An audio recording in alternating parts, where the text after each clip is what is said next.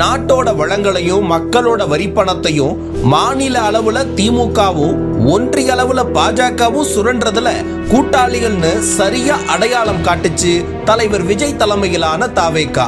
ஆரம்பத்துல இல்லன்னு அடிச்சுக்கிட்டவங்க ஆனா நாங்க அப்படிதானு இப்போ அம்பலப்பட்டு நிக்கிறாங்க. 3 ஆண்டுகளா பிரதமர் தலைமையிலான நிதி ஆயோக் கூட்டத்தை புறக்கணிச்சிட்டு வந்த முதல்வர் ஸ்டாலினுக்கு நாட்டோட வளர்ச்சி பற்றிய அக்கறை இந்த வருடம் மட்டும் முட்டிக்கிட்டு வந்துச்சான். கடந்த 2024 நிதி ஆயோக் கூட்டத்துக்கு போகாததுக்கான காரணமா ஒன்றிய பட்ஜெட்ல தமிழ்நாட்டை புறக்கணிச்சதால நிதி ஆயோக் கூட்டத்தை நான் புறக்கணிக்கிறது தான் பொருத்தமா இருக்கும்னு பொங்கி இருந்தாரு.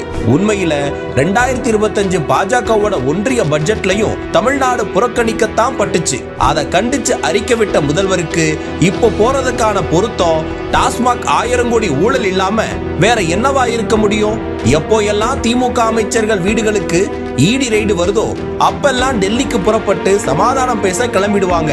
துரைமுருகன், KN நேரு, செந்தில் பாலாஜி, ஜெகத் ரட்சகனுக்கு கடந்த காலத்துல இருந்த சரண்டரான மூத்த உடன்பிறப்புகளை பார்த்துக்கிட்டு தானே இருந்தாரு. ஊழல் செஞ்சு மாட்டினவங்க தங்களோட குடும்பத்தை காப்பாத்திக்க அவங்களே போயிட்டு வரதுதான் வழக்கம். அதே போல அப்பா ஸ்தானத்துல இருக்கும் ஸ்டாலின் அவரோட பையனுக்காக அவரே நேர்ல போகிறது தானே முறை.